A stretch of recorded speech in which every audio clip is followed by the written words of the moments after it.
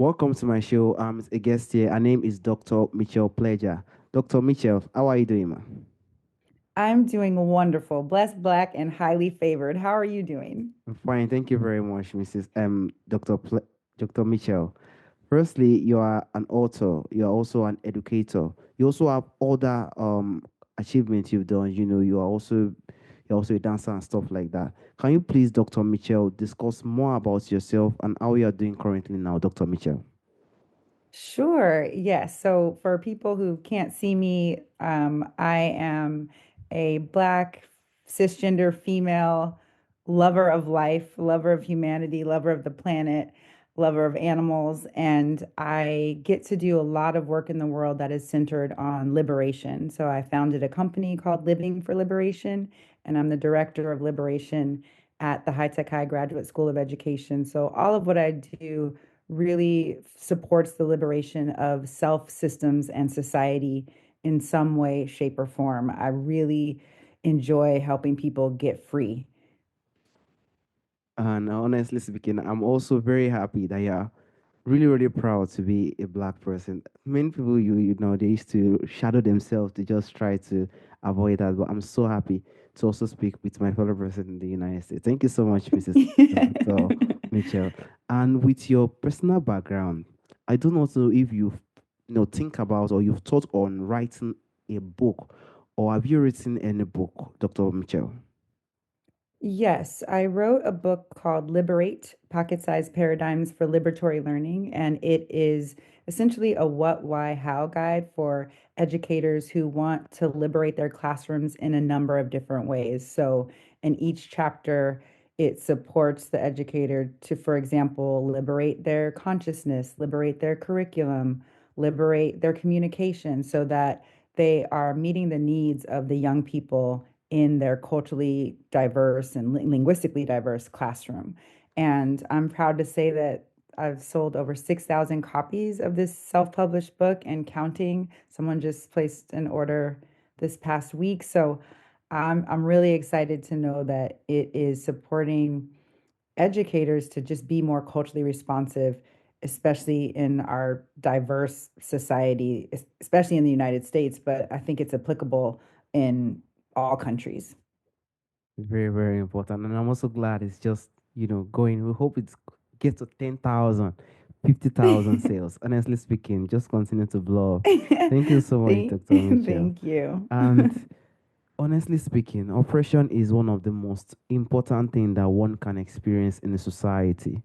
Oppression brings someone down. If someone doesn't understand, oppression is very, very, very, very powerful. Honestly speaking, it could make someone feel like life is worthless. So I would like Mm. to know how you personally realized that you were experiencing it, because some people might not even know that is what they're experiencing. But when do you feel like you were already you felt like it's like I'm experiencing internalized oppression, Dr. Mitchell? That's such a great question. And I'll say that as I was experiencing it, because I hadn't learned the term yet, I didn't really know what it was. So it wasn't until I was in my doctoral program and we had a course called Culturally Proficient Leadership. And in that course, we were reading this book called Courageous Conversations About Race, or it was called Courageous Conversations, and it was by Glenn Singleton. And in that book, there's this segment where he is explaining internalized oppression, which is essentially when a person accepts and internalizes harmful stereotypes and prejudices about their own group. And it can occur in many forms: racism, sexism, ableism, homophobia. And for me, it was internalized racism. And once I learned that term, it was like, oh my gosh, that is what was experiencing as a young person, because I definitely grew up not loving myself, not loving my race, and wanting to belong. And it had to do with I went to predominantly white schools in elementary, and I would say the schooling, the media messaging, all kinds of things contributed to me feeling like being white was better, right? And the more white adjacent you are, the better, right? So even in this school where my peers did not look like me, I would do everything in my power to try to fit in, right? Because I really wanted to experience belonging. So I would change the way I talk. I, laugh, act, all of that because every message that I was getting in the world was like, black ain't it, right? That's not something you want to be. And I would say that was kind of the beginning of this feeling of not loving myself or my race in the ways that, it took me decades to unlearn all of that. And as a result of that, it's important for me now in my work to support educators so that they are not making the same mistakes that my educators did, or family did, and actually nourishing the cultural identity and self love and appreciation of all our identity markers, all of our parts. So that's a really short description of what I experienced when I was younger. When you were younger, honestly Mhm. speaking, that was not a very, very easy one. Even I myself, that I'm here, I'm in another country, I'm in my normal country. I know how it is, I do a lot of podcasts, so I know how it is. So I used to feel it like, how would these people be feeling around that place? I know how it is. So it's definitely not a easy one, Dr. Michelle. I do not believe that it's really heavy, but I thank God that you are now using that aspect to make educators to also understand how they can do it more better. I think that is a very great power on you, Dr. Mitchell, and I'm so glad you are doing that. Honestly speaking, Thank you. so glad for Thank that. you. And I would also like to know, the audience would like to know how you definitely unlearn this internalized belief and oppression, because it is a very massive one. Honestly speaking, it's a way. It's way someone down. Honestly speaking, because almost everybody there, probably you guys might even be few that are of different, background. So it's not going to be easy to do that. How do you try to unlearn it? What challenges do you feel like you had to face before you can unlearn this internalized belief, Dr. Michelle? Yes, so I would say that the unlearning of it, the conscious unlearning of it really happened when I became a teacher. And I started teaching, and I share this a lot in my keynote speakings. I do a lot of keynotes, and there's a part of my keynote where I actually talk about this, that when I became a teacher at High Tech High, it played this pivotal role in my own liberation. I was 27. I was started teaching U.S. history and American literature. And I started to learn so much more about my own cultural identity because at that school, it's a project-based learning environment and we design our own curriculum. So I was doing a ton of research to design my units and I just started learning so much more. I learned that there was more to Black history than just slavery and civil rights, right? That there were all these things that happened before, during and after. I learned that Harriet Tubman, Rosa Parks, and Martin Luther King Jr. were not these isolated instances of Black brilliance. There were so many more that I just had not been taught about or exposed to, not only in my school, but even my family, because my family, they were going through a lot of different things. My dad was a drug addict, but then he got off drugs. And anyway, they weren't really focused on, hey, we need to foster Michelle's cultural identity and her love of Blackness, because they were just dealing with trying to stay afloat for the most part. So it wasn't until my learning was really fully in my own hands that I started to get exposed to so much more. And then I started integrating the accomplishments of Black and Brown people throughout history, including them in my curriculum.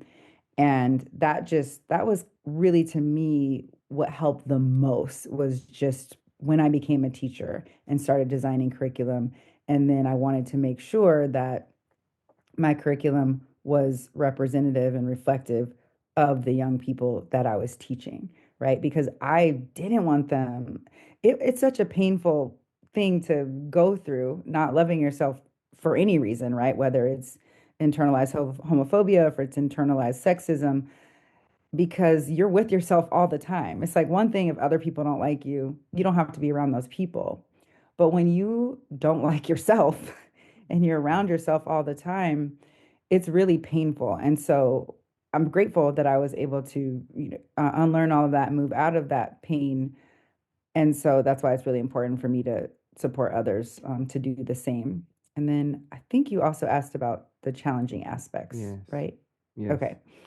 Um, I think one of the most challenging aspects of overcoming internalized oppression is that media, society, even friends and family contribute to it, right? I even had family members saying like, "Oh, you talk white," or you um they just had different expectations, and then it makes you feel like, okay, I'm not black enough for my family. I am not white enough for this school like that I'm in. Where do I fit? Where do I belong? And so when you think about the four eyes of oppression, which I'm sure you may have heard of, but I'll just explain the four eyes of oppression. There's ideological oppression, right, which is at the belief level. There's institutional oppression, which is like at the policy and processes level. And then there's interpersonal oppression, that's what we do to one another. And then that fourth eye is internalized oppression.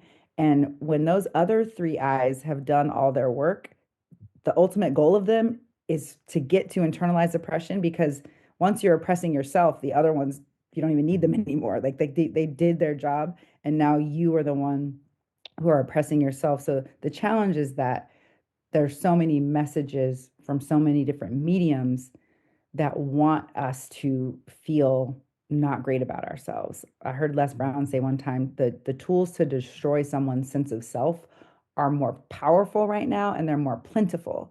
So it takes so much more effort to create that like self-love, appreciation, um, all of that to be able to break free from internalized oppression, at least in my experience.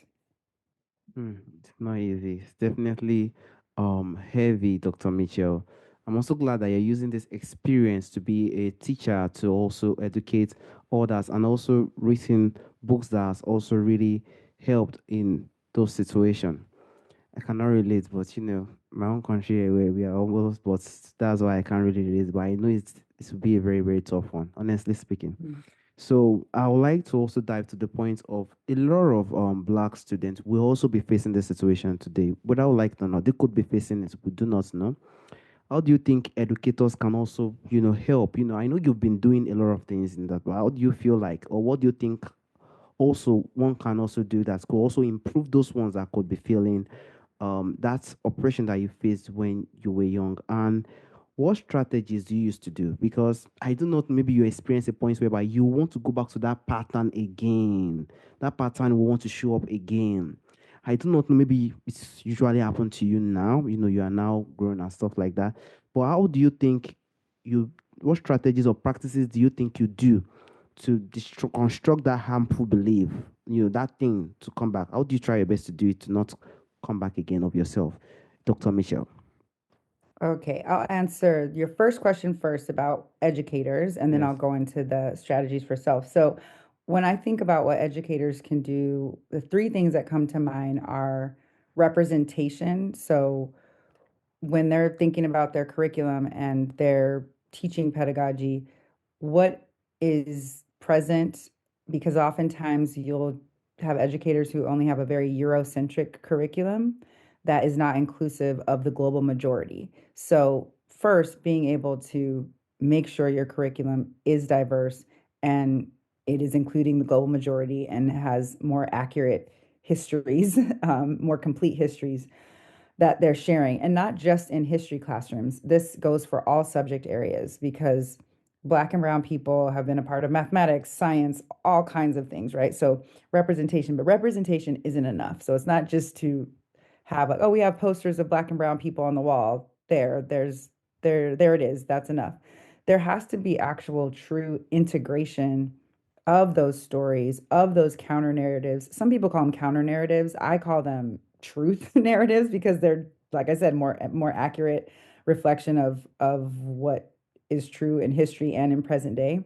So actually integration of that, and then celebration.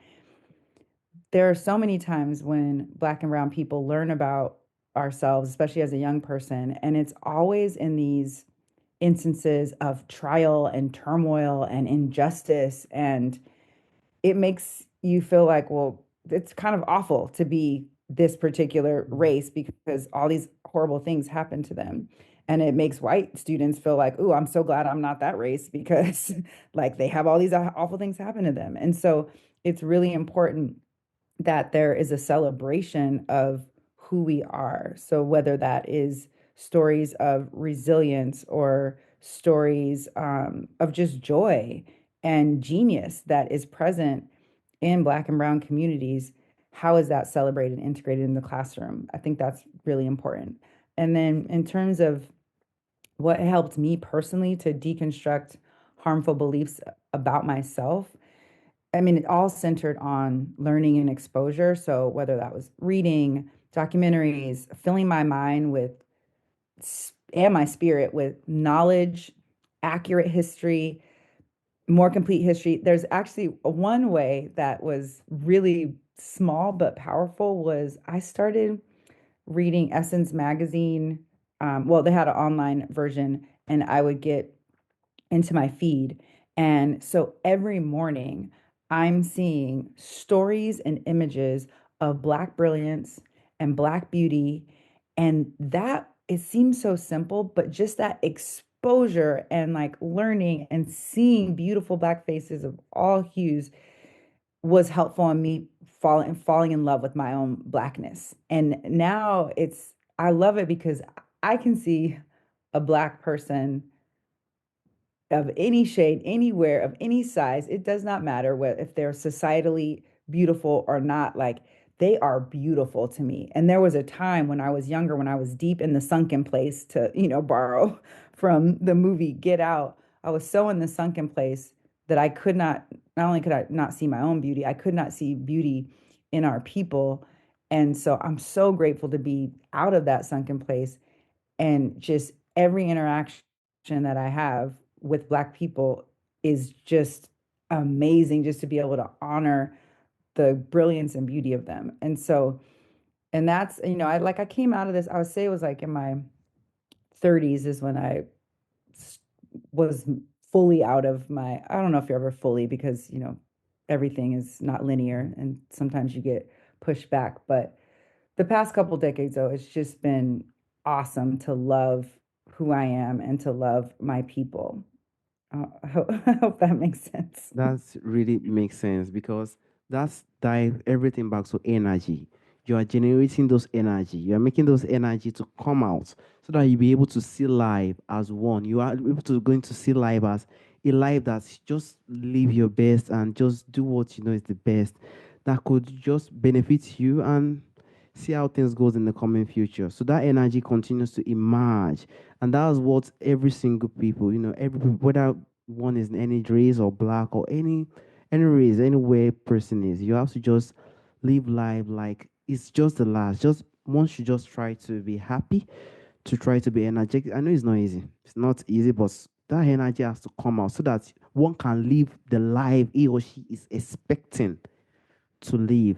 And I'm also definitely happy that you are trying to bring this thing out, and also educating other people to know how they could also, caution themselves. Some might not know that they are, doing stuff like that, but to give them that these are the things that could, one could do that could definitely help is something that really, really impact. This is a very, very big topic, but we hope that in the coming future, better things and better healing will come to people to see everybody as one, no matter whether one is whether black or Hispanic or Asian. Everybody is just united, and everybody can live life to the fullest. We hope we get to that point. We are not yet there. We hope we get to that point in the coming future. Exactly. Dr. Mitchell, there was a question I normally ask during the end of the show. I know our in the past, there are a lot of things that happen, but there are still many great things that happened during our forefathers' time. Beautiful things.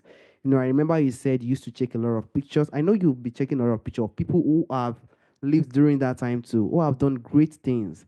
So a lot of things are missing in our time today. We check our time now. We lack a lot of community. Technology has taken a lot of things. If there is anyone or anything you would like to bring back to our time today, Dr. Mitchell, what do you think that one will be, Dr. Mitchell?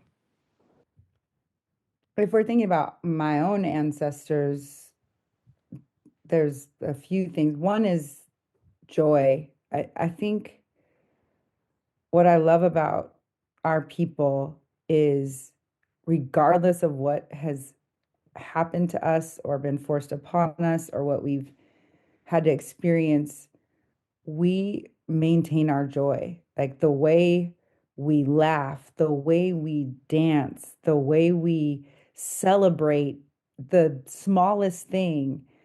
And it's because it's like when you're in situations, particularly like enslavement or any forms of oppression, you have to hold on to something to keep you going. Like you can't, otherwise you would just wilt and die because your spirit has been murdered, even if your body hasn't been murdered.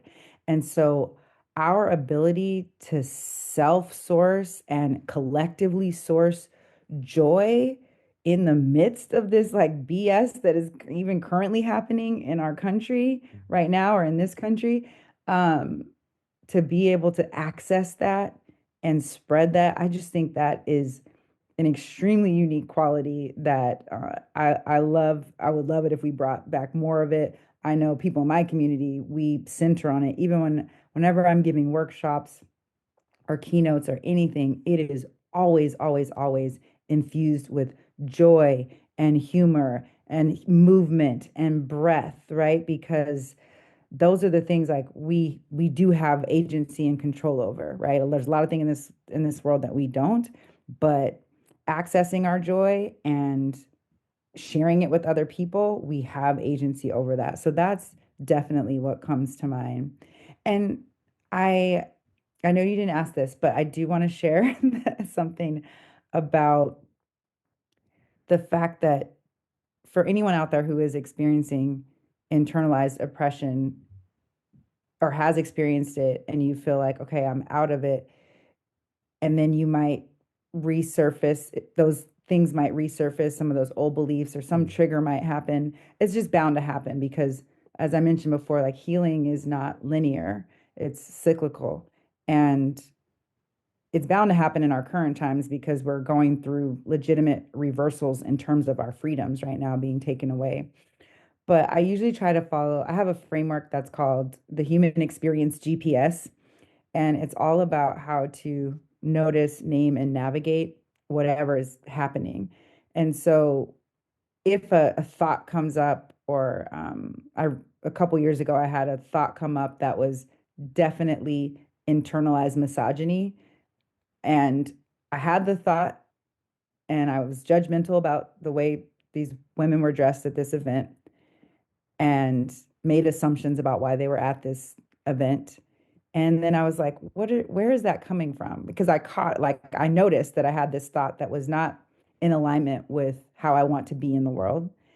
And I noticed it and then I named it. I was like, oh, that's internalized misogyny. That came from these messages that I've heard about, like, if women dress like this is what they're after. That is not true. These women are at this financial conference, just like I'm at this financial conference. Doesn't matter how they're dressed. They're here to get the same information that I'm here to get. And so in those moments, like you can recognize like what you're experiencing, notice it, name it, and then you decide to navigate it. And for me, my navigation was exploring where did this come from? And I want to interrupt this thought because it's not accurate, right? And so when we are having those times when it resurfaces, notice it, right? You don't need to resist it. Like the saying goes, what you resist persists. Like notice that it's there, name it for what it is, and then decide how you want to navigate it, whether that's talking back to that thought, whether that's movement, whatever it is that you need to do. Because it can creep up. And it used to be like when I would do public speaking, in the beginning, back when I was still suffering from a deep internalized impression, I thought like, oh, my hair has to be straight, for example. Like the people are not going to understand my message or listen to me in these audiences that are mixed audiences or mostly white audiences. So they'll receive it better if my hair is natural and if I'm dressed like this and if I talk like this, right? And I'm so grateful that now I'm in a space where they're going to get this message in the package that I want to deliver it in. So if I want to rock braids, they're going to get braids. If I want to rock my naturally curly hair, that's what they're going to get. If I want to wear the most wild and loud, colorful blazer with sneakers, that's what they're going to get. I'm no longer in a place where I am prioritizing other people's comfort over my own identity and who I am, right? And so in some spaces, if they want to say, I act or talk too black. In some space, they want to say I act and talk too white. I am me and I am okay with that. And that is, it's such a freeing because I was, for a long time, I was not okay with who I was, but I love who I am. I know that I'm like Michelle Obama says, that we're at forever becoming. And I just try to nurture the relationship that I have with myself and experience belonging within myself. Because once I belong to myself, then I can belong anywhere, right? I no longer wait for other people's permission for me to belong. Like that's not happening anymore. Like I belong where I say I belong, and most importantly, I belong to myself, and I'm a child of God, and I belong to God. So that's where I'm at now. You didn't ask that, but I went there. So go ahead, Timmy. I'm so glad that you even went there because that shows that energy is very important. A lot of people just feel like I need to dress this way to fit to this place. I need to dress this way to fit to this position. But we have to know that we have to decide whatever we want to, do, probably if it's in a positive way or any way that we believe that we are comfortable. We have to start to build that because that shows that we are really healing and we are really as in we're really giving ourselves that respect that we need. That is really, really powerful. And energy will really, really do that. When someone is energized, that will definitely come. Is when someone is facing, like as you said, during that time, that operation, I think that could cause, when that operation is there, that could cause a situation whereby I want to do it this way, I want to do it that way. But when that energy starts to emerge, then that will definitely work. So this is an inspiration to all the listeners. Everybody needs to just try their best to know what works and what is the best for them. They don't need to look at other people on. They've done theirs. What works for you and how can you build that? No matter how you're, no matter how you just make sure that you are passing the message. Most of the time, is the message that the people need. So that is what really matters. If one is there, just know that is the message you want to listen. That's all. Life is very, very beautiful. We don't need to give ourselves this burden. Life is short. Like my own country, they'll say, life is very short. Let's just leave it and let's just know what happens in the coming future. Honestly speaking. And I also completely agree with you with the energy. Energy is very important. During our old father time, they have energy. Mrs. Dr. Mitchell, in our place here, they see energy. Oh. We still have the energy. That's what I would recommend. Probably if you're opportune in the coming future to come to Africa. Africa is energized, but the energy is here. Honestly speaking, we have energy. Energy is here, but we just hope everything just go. Honestly speaking, so it's still here, but we hope that it comes more and it's also Hmm. regain itself in that place in the coming future. I also want to sincerely thank you. This is a very, very important conversation. It's a very inspiring one, and it's a way to make people understand that these things is happening, and this is how one can overcome and also get through it. You got through it, Dr. Michelle, and that's just the love of life. You're not using it to impact other people. You've done your part, and people are proud of it. I'm also proud of it as a person. So thank you so much, Dr. Michelle. Thank you, Timmy. I appreciate that. Yes, I've only been to Kenya and South Africa, so I need to. There are a lot more places I want to explore. Oh, I'm so glad you've been to Africa. I didn't know. Okay, yeah, South Africa is still great places. So that's beautiful. More places will be great, but I think that those two places are, in fact, you've made it already. Thank you so much for the time and the opportunity. Have a wonderful day. Bye bye. Thank you so much, Timmy. Take care.